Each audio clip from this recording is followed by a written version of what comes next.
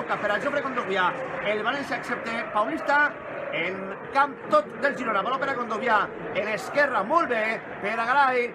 Garay, deixarà per a Rodrigo, Rodrigo per a Gallà, perdó. Gallà que intenta arribar, Gallà línia de fons, Gallà que cau!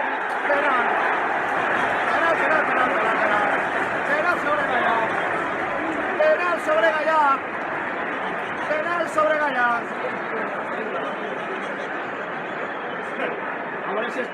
A veure si és que perquè no xules el primer no té que xular el segon. No, per què no dubta? Perquè estàs... No, escolta, i perquè... Pues te digo una cosa, si no se menja el primer no xula esto. Bueno, 2 de la segona, 40 del partit, pot avançar el València.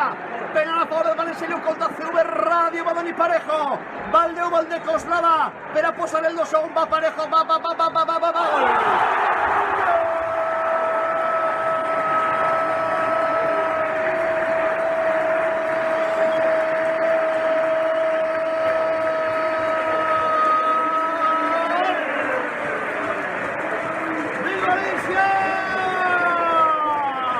L'executor implacable Dani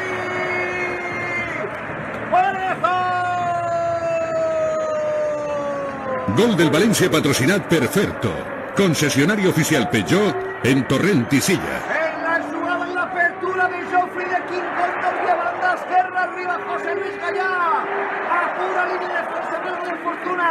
I amb un retruc segur la pilota. El torment cau a terra. Xiula Fernández Bordán, que algun dia tenia que xular algo bé. Executa Dani Parejo des dels 11 metres per a voltejar el marcador. Llaman al València en Mestalla. Marca Dani Parejo, 2 de la segona. 47 de partit. València, Parejo 2, Girona 1.